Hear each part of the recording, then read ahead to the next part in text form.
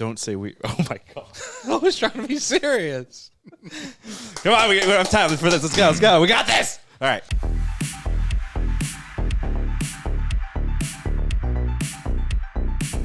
Welcome to Was It Good, the podcast that reviews movies and TV shows. Today, we are taking a look at Star Wars Visions Volume 2. I'm Ravi, joined by my two brothers, Arjuna, Krishna, and our producer, Michael.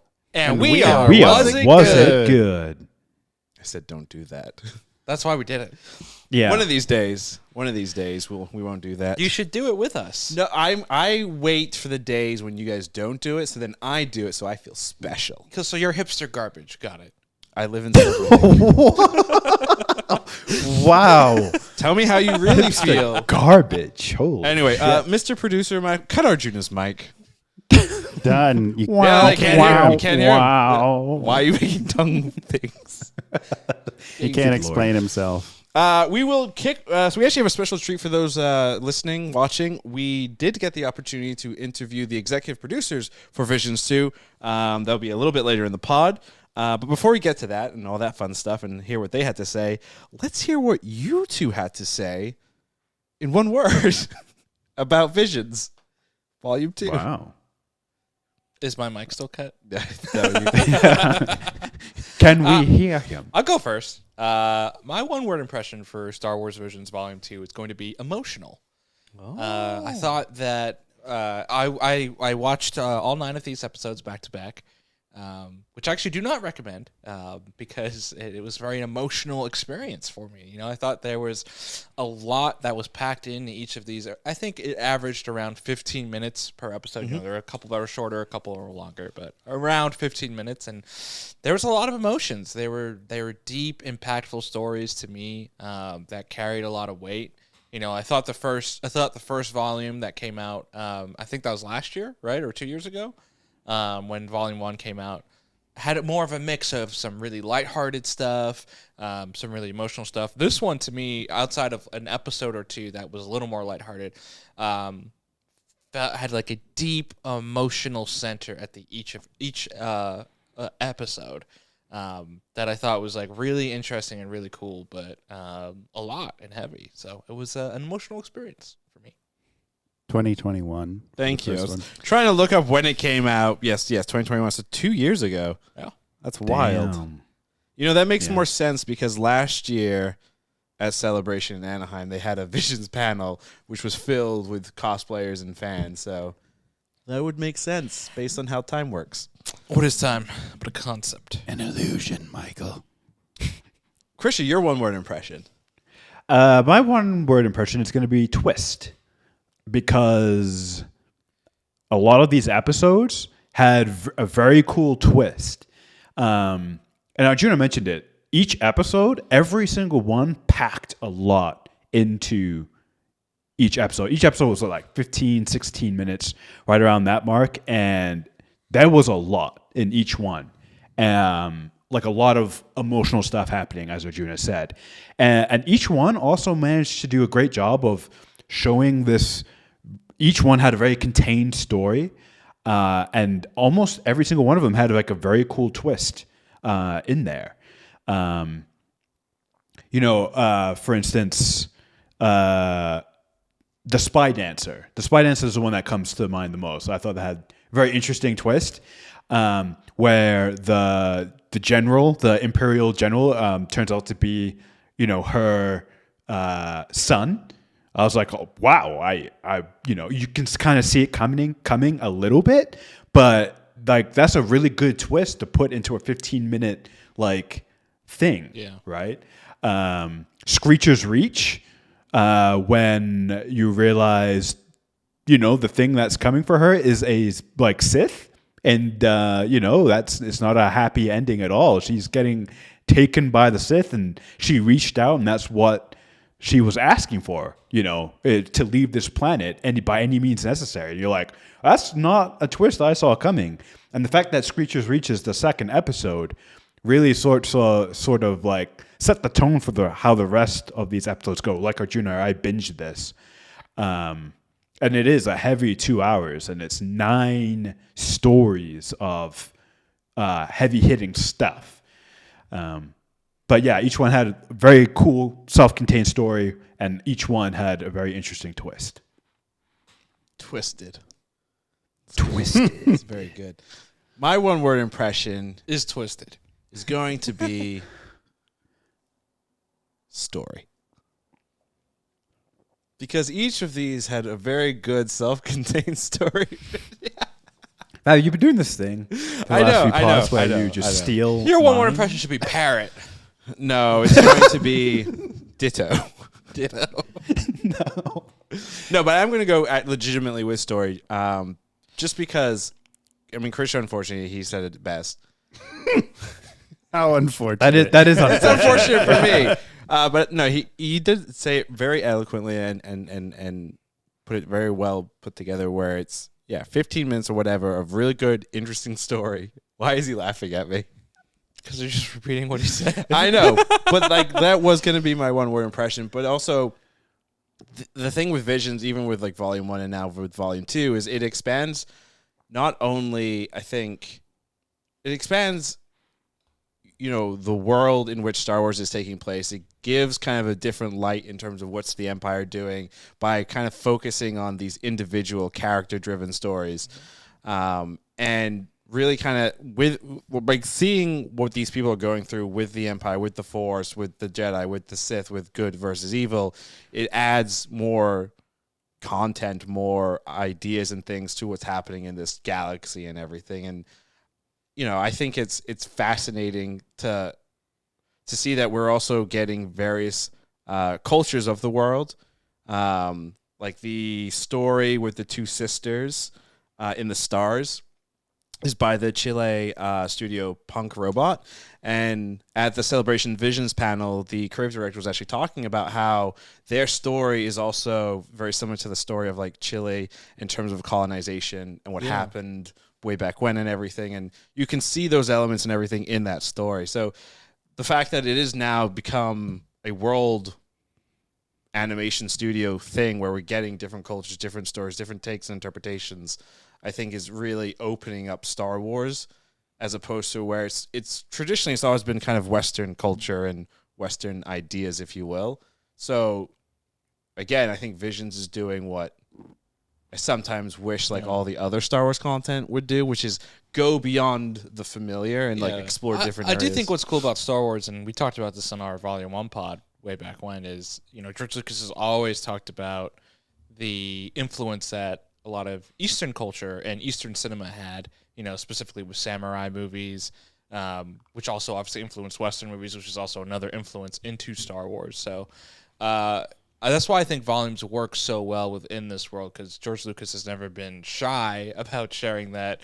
Yeah, I was inspired by a lot of different things, right? The Darth Vader armor is a samurai, is based off of a samurai armor, right? The lightsabers are based off of the weaponry, and all those types of things. And I think katanas, right? yeah, so I do The think Force is Taoism. right. There's always been a lot of other cultures that have influenced, and it's nice to see that expand in this volume as well. To see those different themes that aren't, like you said, as prevalent within new Star Wars and Disney Star Wars, which is about the culture of toys.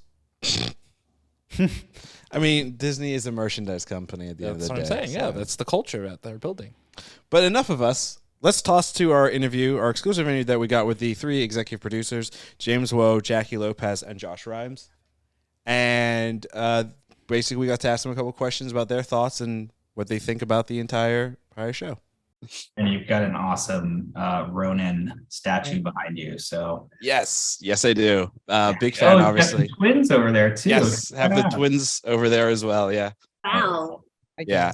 If I could, I would show you the entire background, but a lot of stuff. So, but right off the bat, thank you so much for Visions Volume 1, Visions Volume 2. I got a chance to definitely, check out Volume 2, and it's amazing stuff. Like the animation style and everything, top tier. And that kind of leads me into my first question: is like, what was the process for you guys when it came to selecting, these these 9 animation studios across the globe? We had some studios that we are fans of, that we absolutely knew we wanted to approach. And then for the others, some we had relationships with filmmakers or previous relationships with studios. We also wanted to make sure we had a good global perspective and we're going out to different cultures. And then just looking at the work, looking at works they have done or different filmmakers, and it was not easy. There's so much great animation going on right now, but when we sort of had our studios, we then approached them to see if they would be interested in collaborating with us on a Star Wars short, and if they would have a Star Wars story they'd like to pitch. So we approached the studios, and then they pitched their stories back to us. You guys being, the EPs for both Volume 1 and Volume 2, when you're, getting these stories, and I'm sure like these creators, these directors and everything, they're obviously big Star Wars fans like all of us, and I'm sure they know a lot of the lore and the expanded universe stuff, the stuff in canon, etc. Do you guys put any kind of guardrails up for them? Are there things that they can definitely let's go explore that, or are there things that definitely stay away from, because of what's to come, etc.? No, not really. I mean, I would say the only guardrails, but with this volume in particular, it wasn't really guardrails. It was more, our desire was to let them create new characters and new things, new expressions. But, as far as the things that they could touch or the things that were off limits, I mean, all the elements, one of the beauties of Visions is it's a celebration of Star Wars. And Star Wars means different things to different people over 40 years of tons of content, tons of stories, tons of video games, etc. So, all of that stuff was on the table, and we wanted people to choose the elements that appealed to them and resonated and meant Star Wars to them. They wanted to celebrate. The only thing I would say that we were more hesitant about, and hesitant's probably the best way to put it, is never really said, don't do this. We're really looking for those new characters. So if you're going to put a Wedge Antilles into the story, it really has to feel honest. It has to feel like Wedge is there to reinforce the new character's story, to bolster the protagonist's tale, and it needs to feel organic, right? We have to be mindful about storytelling across the portfolio, across of everything else, but I don't really, the beauty of this is because we go from a very character first approach, right? Tell us a story that means something to you. It's not really, these stories aren't really trying to define big mythos across Star Wars. They're trying to tell personal stories. One of the things that I did notice, when you compare Volume 2 to Volume 1, what felt like a common theme was children outgrowing their families, leaving home. Was that like a conscious decision, or was that something that just kind of happened, based on the pitches and things that you guys got? That's interesting. I think it naturally happened. I think there are kids of all ages in it. I mean, Lola's a little bit older in Sith, leaving her master. But yeah, I mean, that's right. But I think that is the ultimate DNA, though, right? I mean, George Lucas, going back to A New Hope, is like, Star Wars is a story about a kid leaving home, a kid going into the world, and will he make the right choices or wrong choices? Luke is looking out at those twin sons, pondering his future and his dreams and his hopes, and his destiny. Right. So I think, all of that DNA had such a profound effect on these filmmakers. And I think, many of them being parents and of course, just being members of family. I think it all came from that sort of family perspective. And that is such a common theme for all of us across the globe. It's like the idea of family and siblings and sons and daughters and people we all love. And I think that is the common language of storytelling and myth making. So I think that's where that came from.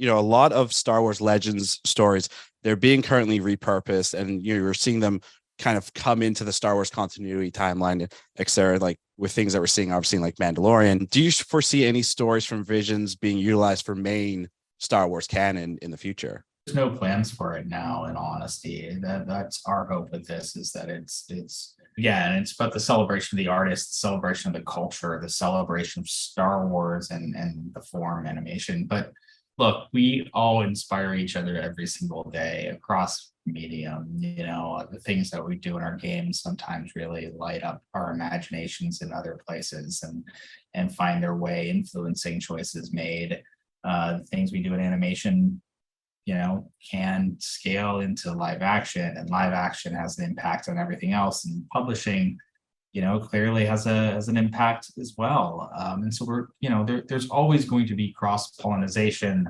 and creative people and their imaginations inspiring other people. And Lucasfilm's a culture that facilitates that in many ways, which is really wonderful. We all definitely cheer each other on and know what we're all doing. So that's great. So we can never know is really the long-winded. That's a long. Yeah, sure. Good to say you never know, but I mean, you never know because of the bedrock of the cross-platform nature of our creation. But nothing's in the works right now. If you had the ability, I guess, to make a sequel episode, if you could, based on these 9 short stories, is there a particular episode that kind of stands out for each of you? I think they all somewhat Sure.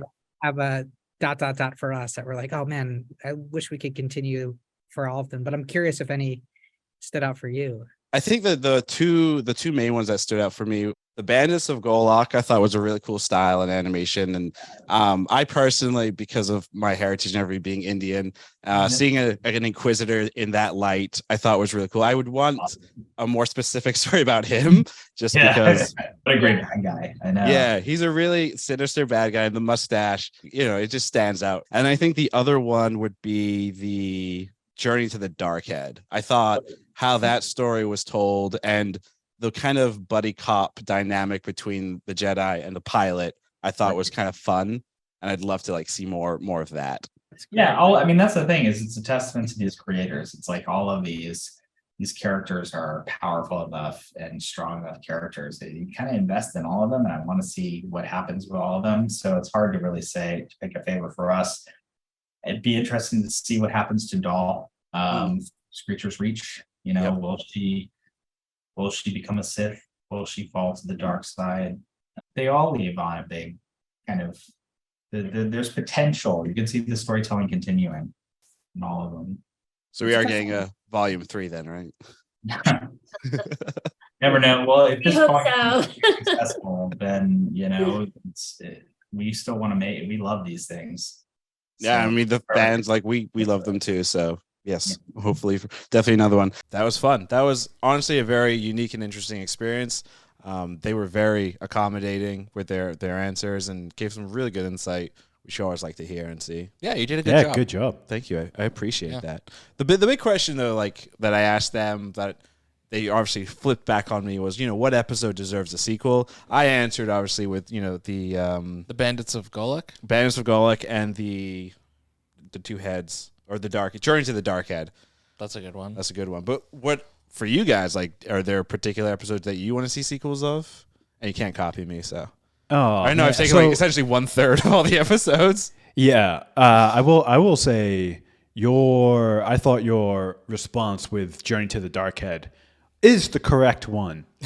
So only because in volume of these 9 incredibly strong episodes, there's not a weak link in there. I thought Journey to the Dark Head was incredible. I don't want to say a step ahead. I don't want to say that. But it's the one that drew me in so much. And it doesn't surprise me that it drew you in, Radley, and I assume it drew Arjuna in as well. That's the one where I would love a full season. I think I could do a full season of those characters, that animation, and that kind of storytelling. It mixed some of that ethereal, religious stuff, and then applied it to Star Wars, and it was great. And that's what I think. That's a really good portrayal of the Force, or how people in this world have portrayed the Force themselves. Right. A very Eastern influence there. But if I had to pick a different one, if you're gonna make me pick a different one for a sequel, I think Screecher's Reach, which it sounds like one of the EPs said as well. I mean, because it ends on such a I mentioned off the top, on such a twist there, where you're like, oh my God, it's not a good thing taking her away from home. It's the Sith. What would your Very sequel scary. be? Honestly, I think it would probably be, I would take one of the kids left on the planet, one of her friends, and they get off the planet and go look for her. And what do they find? That, I would love to see what do they find? Do they find a full-on blown Sith? Do they find this broken young woman who escaped that? Do they find someone who overthrew her master and redeemed herself or became an even worse Sith? Like, there's so many ways you could go with that, but I think the natural way to tell it would be start with one of her friends left behind. Mm-hmm. They figure out a way off the planet, probably the dude, the older dude, finds his friend, and what state does he find her in? I would go slightly different. I would do like a little bit later, and there's like a new generation of kids, and there's another kid that wants to escape, and they also are able to reach out, and she's the one that comes this time. And it would be interesting to explore now that she's returned. Like, maybe this is the first time she's returned. She's matured. Maybe she is a full Sith, like this previous Sith Lord, and see, does this change anything, or does the cycle kind of repeat itself? I like that. I would assume it repeats itself. Maybe that's the idea of the sequel. Well, Jun, did you have an episode? I mean, honestly, I think all of these, I would be fascinated to just get like direct sequels to all of these episodes. Maybe that's a bit of a cop-out. Like, I think there's so much more to tell in all of these stories. But if I did have to pick one, I mean, you guys have taken a lot of the ones that I would have. We literally took 1/3. But I'm going to go with, I really liked The Spy Dancer. And I would be interested to see, that's the one that almost felt like there's the most to tell, right? Because you only get the realization at the end that the son is now realizing that's his mother, right? So I'm fascinated to see, does this change him at all? Does now he try to go seek his mother, and does he kind of betray what he's known with the Empire, or does it actually strengthen his resolve, and he's like, I gotta kill them now because I need to get rid of my past, right? And what does she do too? Like, does she now go after her son, or does she live with the sauce of, at least he's alive, he may not be the person I want him to be growing up, but he's out there at least? And how does that change her resolve against the Empire too, right? Because she's clearly against them. So I'd be fascinated to see that. I think there's a lot of different threads you could pull on and a lot of ways you could go. It's funny you say that, like, where does the mother stand? Where, yeah, she's happy the kid's alive, but the kid is an Imperial. Yeah. It always goes back to like something our mother said to us when we were younger, which was like, I will always love you, but I don't have to like you. And like, that is a very like direct, like that episode is very much like, yeah, she loves her son, don't have to like him. Yeah. And she can do what she can to get him out of that, right, ideology and that corruption and that cult. So that's interesting. Yeah, that would be a good one for a sequel, to see what happens, what comes up. The one of the questions that I think the three of us had discussed asking them was to like ask about the question of like, what episode would they want to see? And I'm talking about the executive producers of the show, like which episode would they want to see as canon? We ran out of time a little bit there, but between us, like, is there something in Visions Volume 2 that you would want to be canon? Ooh. Or do you feel like the episodes are maybe too kind of out there that it wouldn't fit within the structure, if you will, of the Disney Star Wars? The one that I would love to see canon, because I think it would be fascinating, is the last episode, Io's song, where she has this ability with her voice to change kyber crystals, right? Mm-hmm. To like uncorrupt a kyber crystal. So I think like adding in a more another fantastical element mm-hmm. to the Force, to the Jedi way, to kyber crystals would be like really interesting, and like an interesting wrinkle that could be really really cool. That episode introduces the Bard class of the Jedi. Yeah. You use the Force with your voice, and she used it very specifically, like Jun said, to uncorrupt kyber crystals. I agree. I think that one probably has the most utility. Mm-hmm. Yeah. Where if you made that canon, that's a whole different element you can introduce into the greater Star Wars thing, for sure. That's a good one. Yeah, how do you get Grogu to talk more? Haven't Suddenly seen. his mumbling is force power. I mean, that's also what's like the fun of Star Wars and sci-fi in general, right? The universe is so big, so there's so much that you can kind things of happening. explore and change. And why can't there be a being out there that can sing, that can purify kyber crystals? You know which one? You know which one though? Which episode feels like it would be the easiest to slide into a canon, both because of the animation and the story. I think it's the Bandits of Golak. That could slide easily into a Clone Wars or a Rebels episode. And it was a very simple story, but the visuals were fantastic. And again, the twist in that was that this dude is getting his sister to to safety, and then he's going to have to let her go, which very emotional. I don't like getting emotional because it makes me feel emotional. But that one made me feel emotional, and I didn't like that. But but it was great. It was such a beautiful story. And kind of like Ravi said in the interview, that bad guy, that Inquisitor, Mr. Mustache. Man, he looks like that villain would slide right into Rebels. Like, can you imagine the Rebels crew having to fight that guy? Yeah. Or Ahsoka, having to fight him? That would have been epic. That, and also, the old woman with the dual lightsabers. with the cane lightsaber. I remember watching the episode and thinking there needs to be more like middle-aged to older heroes that get the spotlight. And, with the Force, you can still do, like, some badass stuff, right?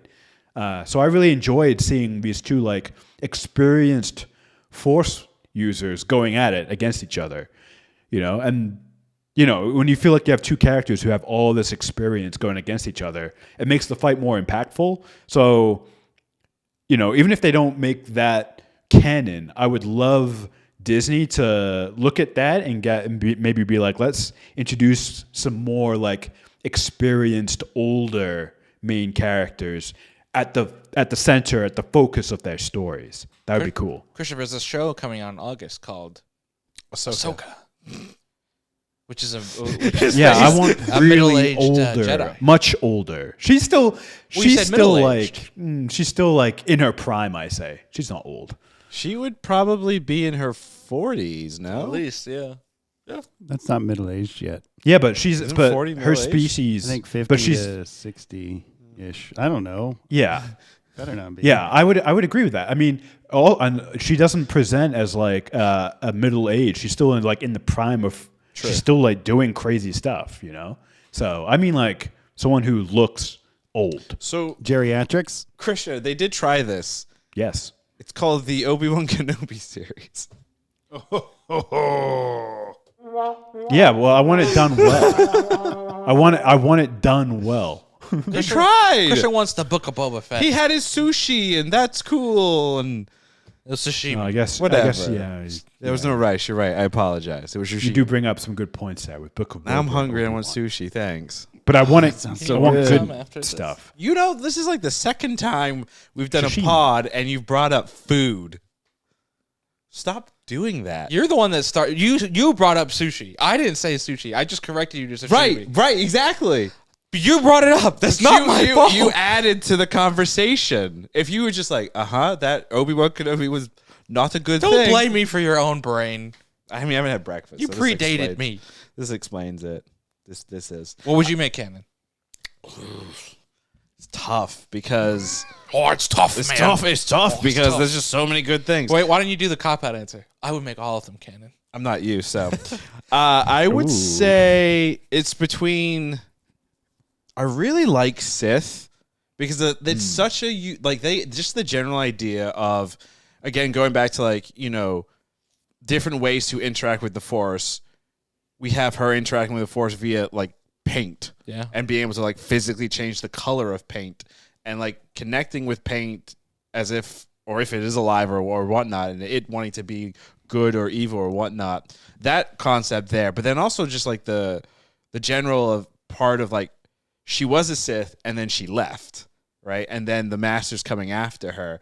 I find that to me that's a very interesting idea in itself because we've seen tons of Jedi just be like peace, either they go to the dark side, become a dark Jedi, become a Sith, become an in-between, become a hermit, whatever. But like very rarely, if at all, have we seen I'm quitting the Sith and then figuring out that balance. It's So also I a really would- cool lightsaber. It's also a super Yeah. cool lightsaber, yeah. But I would love to see that one. Not only that, but also just they're like that episode, like to start the volume 2, that episode I think was really good because there's just so many things, like ideas, visuals happening. Like even the planet that she's on, and like it's confusing because like is it a black hole sun type thing that's going on? Is it just multiple suns? Like how does that all work? Like there's a lot going in that episode where it's like, okay, well, I should probably lay off the psychedelics before watching these things. But yeah, that's what I would do as a canon. Here's the follow-up question to that. Which episode would you do drugs and then watch? Because that's a good contender for that, I think, it depends. Like, this, okay, I want to put a disclaimer out. We are not saying we are supportive of drugs and that everyone should be doing drugs. I think it's more that drugs have an interesting.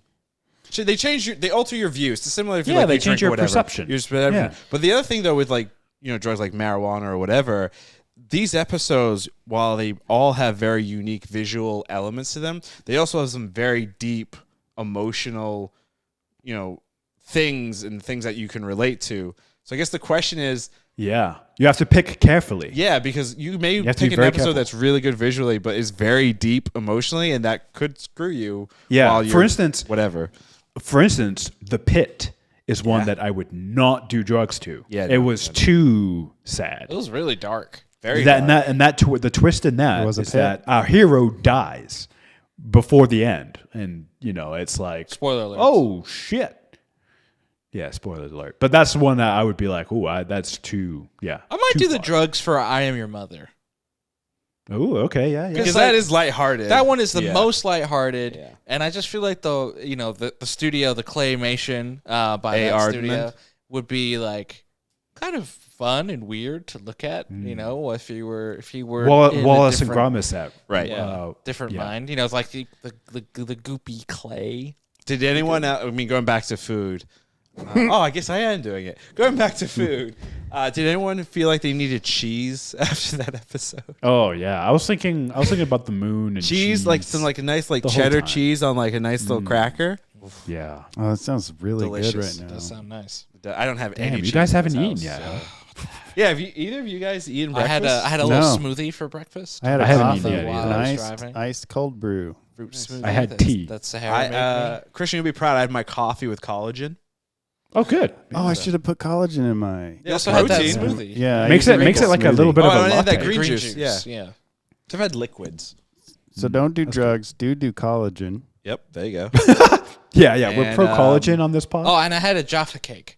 Oh, we all had a Jaffa Oh yeah, cake. we all had yeah. Jaffa cakes. Yeah, so we're just basically fat fucks at this point. Yeah, I finished that whole milky. The milky, you Chocolate. finished the whole thing? I ate the whole thing yesterday in one go. That's how it should be done. Give this man a round of applause. Christian, you should probably check if you have diabetes at this point. Oh, I do. Like, It's geez. inevitable at this point. I eat chocolate like it's my job. I wish it Well, was. you should find a job where you get to eat chocolate. Chocolate Yeah, I taste would. testing. I would be dead within 2 years. But you would die. I would doing- have given you. I'd give you like 6 real dark. months. Real dark. And, At that least would die be like doing me. what you love. That's true. Yeah.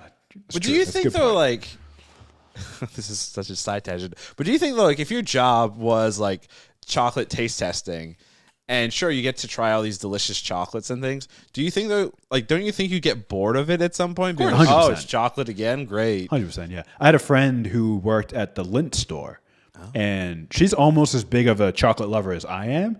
And she worked there, I think, for like a year. She said by the end, she was like, Lindt was so boring. She was like, she just didn't want to eat it. I'm not a fan of Lindt because it's really oily. I have it in my belly button all the time. I like Anyway, That go took a back second. into Star Wars Visions Volume 2. Yes. Which episode did they show that had food in it? Oh, I don't think there was one, right? No, there Yeah, must there have been wasn't- one. I'm like going through each episode in my head. The spy dancer might have Oh had no, some. the bandits of Golok. Oh, yeah, yeah, the candy. Lindy. Yeah. That girl has The diabetes. lollipop. She was eating those things like candy.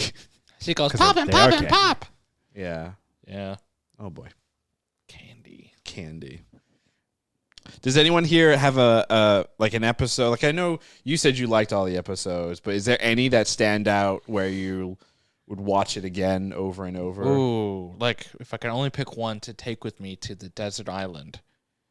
Oh. I was gonna go when the aliens come and we're just hunkering down and waiting for them to. Do you have it on VHS? No, sorry, sadly no. It's a callback to our previous episode. Yes, our previous one on Return of the Jedi. If you've never seen it, Wow. yeah, Congrats. I mean there have to be people on the earth, I'm sure, that have not seen it. So Yeah. It's probably people in this room. Comment if you haven't seen it as of watching this podcast. Return of the Jedi. And then watch it and go watch our previous podcast about it. Watch our podcast first, then watch the movie. Yeah. Spoilers, though, yeah?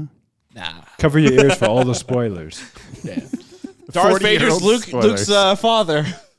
What the You fuck? bastard. Empire spoilers. Wait, this reminds me. That's an This- Empire. this story, remi- do you guys remember when we saw Black Widow in theaters? In 2021. Why would you bring that up? Yeah, absolutely. Wait, no, And- we did? I thought we saw that at home. No, we It saw was that one in of the theaters. first ones Yeah. we went back. I went back to. Yeah, the we all theater saw it in for. theaters, and I remember what's the AMC Burbank 16, and I remember this vividly because there's an after credit scene where they show Black Widow's gravestone, and if you guys remember correctly, there was a woman that screamed, "No!" Like somehow she didn't know. She didn't know that She forgot Black about Widow had Endgame? died in Avengers Endgame, one wow. of the highest grossing movies of all time. That's amazing. And most likely most viewed movies of all time, just from a few previous years, which is hilarious. That's crazy. I definitely forgot. Wow, that's crazy. Yeah, I really That's do hope that person was just like, trolling. yeah, just fucking with us. I I hope- hope a really good I troll. hope the opposite. I hope they it was a Yeah. legitimate, like, didn't know. I want to know all about that person's life story. Just being able for 2+ years to avoid Avengers Endgame spoilers like that. Do you really want to know all about somebody who didn't have the time to watch Endgame, though? I mean, their life might be fascinating. Like Yeah. maybe they were like in Antarctica But it's not studying even. microbes. It's not even. You didn't have time to watch the movie. You avoided like interactions in your life to have that movie spoiled, or access to social media that could potentially spoil. To be that, fair, or though, anything. That's a coroner. I They're mean, a I don't know if coroner. this is the same thing, but like I had no idea the NFL draft was yesterday. That's a little different, though. I mean, but that's all over social, and the very few channels that I'm left on, there's not like I've been looking to. There's not a single mention of anything. So I think it is possible to like completely cut out an entire range of. I would say culture, Avengers. if you will. I would say Avengers Endgame is a little bit bigger than the NFL draft. And now you know when we recorded this. Oh yeah, now you know when we recorded this That's pod. right. Day 2 of the NFL draft. You just dated it. Yep. I mean, hey, we can say this. Yeah, we saw Visions a little bit early. We did get screeners, so yeah, we're recording. We recorded this pod early. It's not a big crazy. Because we're thing. big time now. That's why we're spoiling everything, and this pod will drop after the episode. So hopefully, if you've been listening or watching the pod up until this point, you've already like realized, oh, I should stop and watch Visions season or volume 2. To go back to your question, I want to answer it first, so you guys can't steal my answer this time. That's fair. Of That's the fair. episode I would take, and it's got to be Journey to the Dark Head. That was You mine. bastard. Yeah. That was by Studio Mirror, and was just like a perfect episode in so many ways. Like, it was beautiful animation. It was just a beautiful story. It was just The like- villain was awesome. The whole thing was just. It was really. Do really you know cool. who did the voice for the villain? No. Junior, keep talking and let me pull out because I mean, for those that watched Lost, you'll be like, oh my god, it's a Daniel. I want to say Daquan, but let me look that up. Officially, Sure. you keep talking. Kim, Yeah, Daniel yeah. Day Kim. But Journey to the Dark Head, I just really really enjoyed from beginning to end. It was the episode that I would rewatch probably the most. If I had to pick one again, I did really like all of these episodes. Yeah, Daniel Day Kim. Sorry, That was that was the thing. We haven't talked a lot about Volume 1 versus Volume 2, but like I liked Volume 1. I thought like overall it was good, but there are definitely some episodes where I was just like, this isn't as good as the rest of it, right? Right. Felt a little bit more uneven. This, I think, from top to bottom, this season was really strong. You know, Every single one was a banger. yeah. I also think that is because Volume 1 is just Japanese anime studios, so it is very highly focused on Japanese culture. Right. And while I think that's okay and that worked for Volume 1, this opening up all over the place, each story feels very unique and very different. Yeah. Because it is very much different studios, different views. But there's also something similar to these stories too. That almost felt like there was a through line, right? Like it felt like there was a thematic tone that they were taking. Versus the first Volume 1 was just like, make a Star Wars, right? And you got a lot of different ideas, which is cool, and it's cool to see. Make a Star Wars. But this one, it felt a little bit more, it felt like a little tighter and connected. And like, especially if you binged it, you're just like, oh, I feel a At lot 5 of similar a.m.? things. Yeah, exactly. That's the only way to do these type of things. I haven't seen it as of this recording. Yes, you have. Damn. Krisha, your favorite episode? I'll be nice and let you go next. I mean, I can't. I'm not going to pick a different episode than Arjuna. I'm picking the same one because the question is, which episode are you going to rewatch? Right. You know, Wow. which you What a take with you cop-out. to your spaceship. So it's that one. Yeah. Journey to the Dark Head. Boo. Fantastic. It's beautiful. Like I said, I want a whole 10-season show just on that episode. Mine, you guys are going to laugh, but mine is not Journey to the Dark Head. Screecher's Reach? No, mine is In the Stars. So that's the third episode. Oh, interesting. Oh, And that's a it's good one. mostly because of the music. It's still literally playing in my head right now because there's something really like beautiful with that music, and it is so. And I reassociate it with that episode, and that story is so sad because there's an entire race, culture, a whole group of people that the Empire, removes, and then it's these daughters having to believe in themselves, believe that they can do this and save their world and everything. And it's just, the style is so cool too, because it's stop motion with puppets and everything. And it's very, very unique and stands out amongst everything. So that to me was definitely my favorite of everything. Nice. Wow. Yeah. Way to go. Thank you. Claps. No, we're doing the poetry thing. Snap your fingers like weirdos. Slam poetry. Now, we usually do bold predictions, but it's a little bit difficult with something like Visions volume, with the various volumes. I don't believe we did bold predictions for volume. We didn't. We did not. So I think we will maintain that. Instead, let's do Cold predictions. wild speculation on what studios get it next. Pixar. I mean, I don't know all the studios I'd be in the mad. world. So You don't how know do we- every single animation studio? Yeah. DreamWorks how are we supposed to Animation. answer that? Yeah. How are we supposed to answer that question? Illumination. All American rival studios. I did. I mean, You know way more than I do. I mean, I knew the others, but that last one.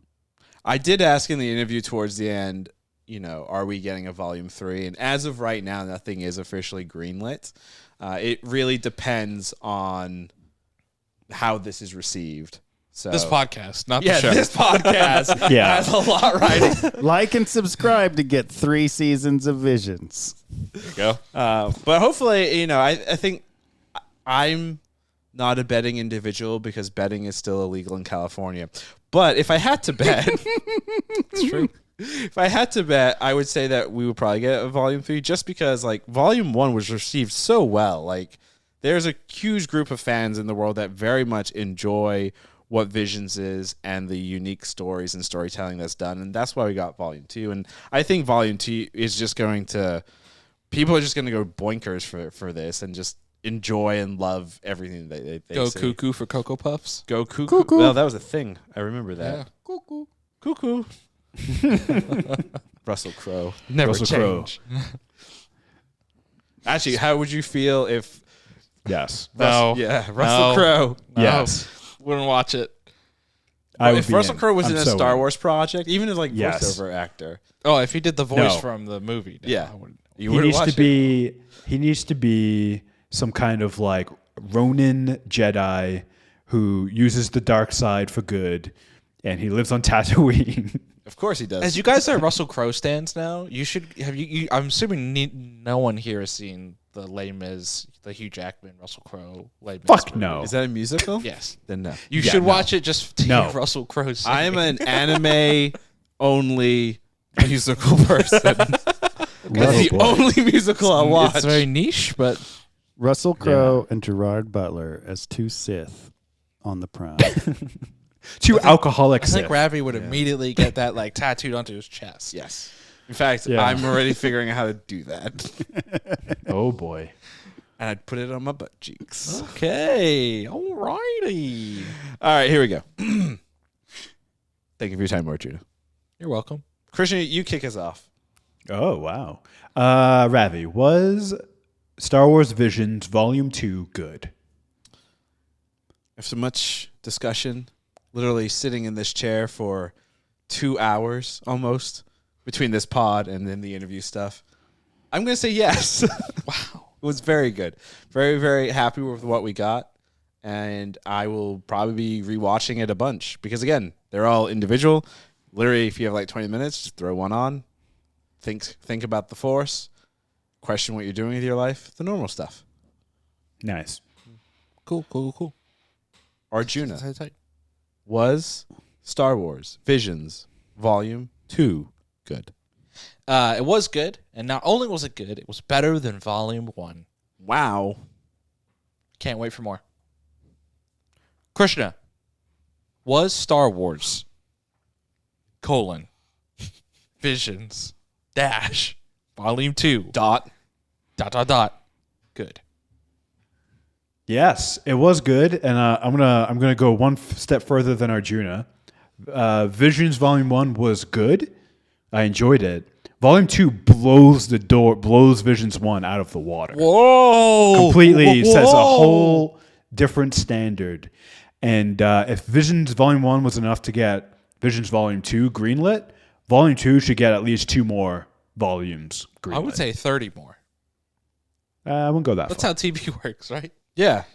No. Streaming. It literally is on a season by season basis. What? Hallelujah. Well, thank And you. that's all we have, yeah. Thank you for your time. Again, we just want to say a quick thank you to Lucasfilm for letting us interview the executive producers. That was always fun. Hopefully we get some more opportunities like that. As always, you can find us on the socials on Instagram and TikTok. It was a good pod. If you're still on Twitter, I'm sorry, but we are there somehow at Was It Good. Also, check out our full episodes on youtube.com/wasitgood and our website, wasitgood.info. Till next time, Arjuna likes cheese. I do too.